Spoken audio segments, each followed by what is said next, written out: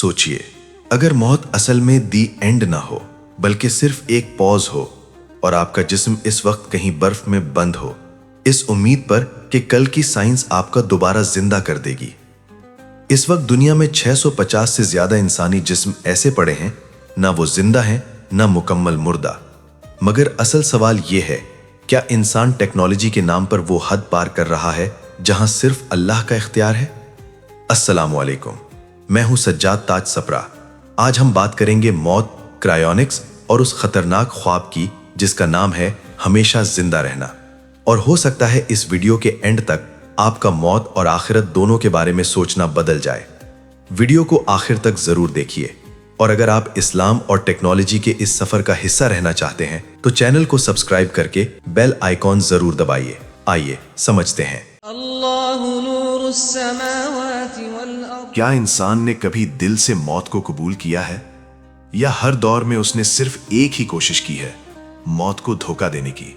हजारों साल पहले, जब साइंस का नामो निशान भी नहीं था, मिस्र का फिरौन अपने लिए हुक्म देता था कि मौत के बाद उसका जिस्म सोने के शीशों, रेजिन और नमक के तहत महफूज किया जाए।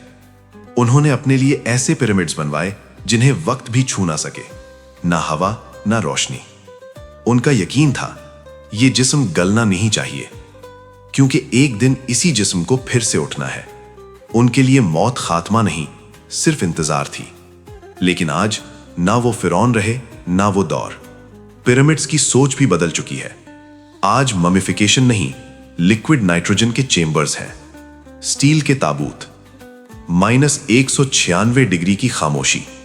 नाम बदल गए, लिबास बदल गया, टेक्नोलॉजी आ गई, लेकिन इंसान का खौफ वहीं का वहीं है। यहां ज्यादा लोग गलती करते हैं, समझते हैं कि हमेशा जिंदा रहने का ख्वाब इल्म से पैदा हुआ है। हकीकत यह है कि यह ख्वाब इल्म से नहीं, मौत के खौफ से जन्म लेता है, और खौफ अक्सर गलत फैसले करवाता है। इंसान जब मौत से डरता है तो उसे समझने के बजाय उसे कंट्रोल करना चाहता है, और जब कंट्रोल का ख्याल आ जाए तो फिर वो हर हद पार करने को तैयार हो जाता है। आज के दौर में इसी खौफ ने एक नया नाम ले लिया है, क्रायोनिक्स। जहां लोग कहते हैं हम मरे नहीं हैं, हम सिर्फ वेट कर रहे हैं। लेकिन आज का फर्क सिर्फ तरीका नहीं कि बस तरीका मॉडर्न हो गया है। असल फर्क यह है कि अब इस ख्वाब के पीछे सिर्फ उम्मीद नहीं, बल्कि पूरी मशीन्स, कंपनीज और $1 बिलियन निजाम खड़ा है। तो आखिर ये क्रायोनिक्स है क्या और ये काम कैसे करती है? ज्यादातर लोग समझते हैं कि इंसान को बस एक बड़े फ्रीजर में रख दिया जाता है, लेकिन असल अमल इससे बहुत ज्यादा नाजुक और कॉम्प्लिकेटेड है। अगर जिस्म को सीधा फ्रीज कर दिया जाए तो सेल्स के अंदर मौजूद पानी बर्फ के क्रिस्टल्स में बदल जाता है। ये बर्फ के नुकीले क्रिस्टल्स सुई की तरह सेल्स को अंदर से फाड़ देते हैं। जिस्म माइक्रोस्कोपिक लेवल पर टूट फूट का शिकार हो जाता है। इसी तबाही से बचने के लिए क्रायोनिक्स फ्रीजिंग नहीं बल्कि विट्रिफिकेशन का तरीका इस्तेमाल करती है। ये प्रोसेस इंसान की कानूनी मौत यानी लीगल डेथ के फौरन बाद मिनटों के अंदर शुरू करना पड़ता है। सबसे पहले मेडिकल टीम जिस्म को तेजी से ठंडा करती है ताकि ब्रेन सेल्स ऑक्सीजन की कमी से मर ना जाएं। फिर रगों से खून निकालकर उसकी जगह क्रायो प्रोटेक्टेंट नाम का केमिकल मिक्सचर डाला जाता है। ये एक किस्म का इंसानी एंटी फ्रीज है। इसका मकसद ये होता है कि सेल्स के अंदर पानी बर्फ के क्रिस्टल्स ना बनाए, बल्कि शीशे जैसी जमती हुई सॉलिड हालत इख्तियार कर ले। लेकिन ये केमिकल खुद भी जहरीला है और कुछ ना कुछ नुकसान फिर भी सेल्स को जरूर होता है। जब ये मिक्सचर पूरे जिस्म में फैल जाता है, बॉडी को आहिस्ता आहिस्ता ठंडा करते करते लगभग -130 डिग्री सेंटीग्रेड तक ले जाया जाता है। फिर आखिरी मरहला आता है, जिस्म को एक बड़े स्टील के कंटेनर डेवार में उल्टा लटका दिया जाता है, जिसमें लिक्विड नाइट्रोजन होती है। यहाँ टेम्परेचर होता है -196 डिग्री सेंटीग्रेड। इस हालत में जिस्म का हर बायोलॉजिकल प्रोसेस, हत्ता के गलना सड़ना भी बिल्कुल रुक जाता है। थ्योरी ये कहती है यहाँ से वक्त आपको छूना बंद कर देता है, मगर ये हमेशा का पॉज सस्ता नहीं। एक पूरा जिस्म महफूज रखने का खर्चा लगभग $2 लाख यानी 5.5 करोड़ रुपए से ज्यादा।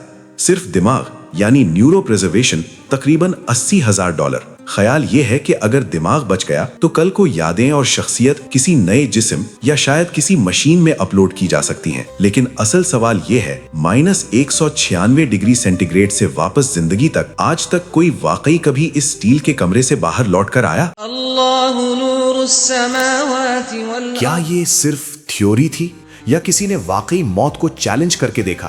1967 میں امریکہ کے جیمز بیڈفورڈ یونیورسٹی آف کیلیفورنیا کے سائیکالوجی پروفیسر پہلے انسان تھے جنہوں نے کرائیونکس کے لیے خود کو والنٹیئر کیا۔ کڈنی کینسر لا علاج تھا۔ 12 جنوری 1967 موت کے فوراً بعد ان کا جسم -196 ڈگری سیلسیس پر فریز کر دیا گیا۔ آج بھی وہ ایریزونا کی ایلکور فیسلٹی میں برف کے اندر محفوظ ہیں، تقریباً 60 سال سے سوئے ہوئے، لیکن یہاں سے خواب ٹوٹنا شروع ہوتا ہے۔ آج تک کرائیونکس سے ایک بھی انسان دوبارہ زندہ نہیں ہوا۔ خود کرائیونکس کمپنیاں مانتی ہیں کہ یہ صرف ایکسپیریمنٹل امید ہے، کوئی گارنٹی نہیں۔ اس لیے وہ لاش کو ڈیڈ نہیں، پیشنٹ کہتے ہیں کہ شاید مستقبل کی ٹیکنالوجی علاج کر لے۔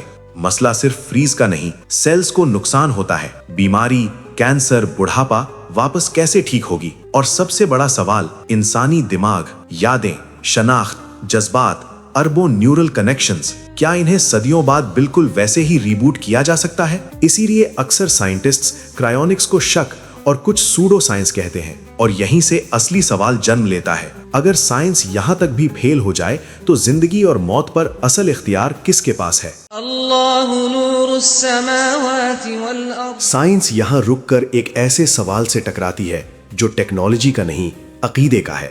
اسلام زندگی اور موت کو بالکل واضح طور پر ڈیفائن کرتا ہے۔ اس کا اختیار صرف اللہ کے پاس ہے۔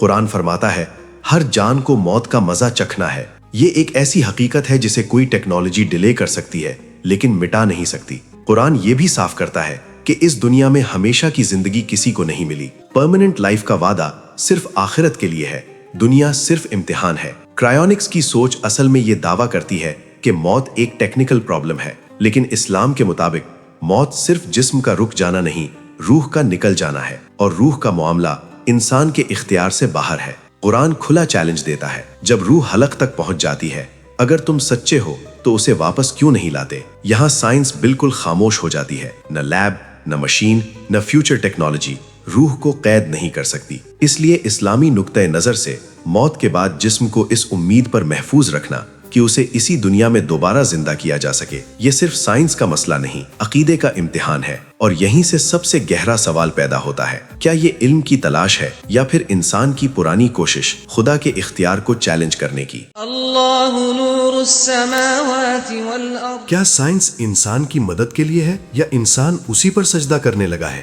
اسلام علم کا دشمن نہیں، بلکہ اسلام علم کو رحمت مانتا ہے۔ Medical science, surgeries, ICU، organ transplant, یہ سب اللہ کی دی ہوئی عقل کا استعمال ہیں۔ یہاں تک کہ کرائیو پریزرویشن میڈیکل فیلڈ میں ایمبریوز اور سیلز کو محفوظ کرنے کے لیے جائز اور فائدہ مند ہے۔ مسئلہ سائنس کا نہیں، نیت کا ہے۔ جب ٹیکنالوجی بیماری کا علاج بنے وہ عبادت ہے، لیکن جب ٹیکنالوجی موت کو ہرانے، آخرت کا آلٹرنیٹ بنانے اور انسان کو اپنی حد بھلا دے، وہاں سائنس ذریعہ نہیں رہتی، خدا بن جاتی ہے۔ ایک مسلمان جانتا ہے دنیا کی موت اصل زندگی کا دروازہ ہے، جبکہ کرائیونکس انسان کو اسی عارضی دنیا سے چپکائے رکھنے کی کوشش ہے۔ تو پھر سوال یہ ہے، کیا ہم کچھ سال بڑھانے کی ٹیکنالوجی پر بھروسہ کریں یا اس ہمیشہ کی زندگی کی تیاری کریں جہاں موت نہیں ہوگی؟ اگر یہ ویڈیو آپ کو سوچنے پر مجبور کر رہی ہے تو لائک کریں، سبسکرائب کریں اور کامنٹس میں لکھیں، سائنس یا ایمان؟ لا لا لا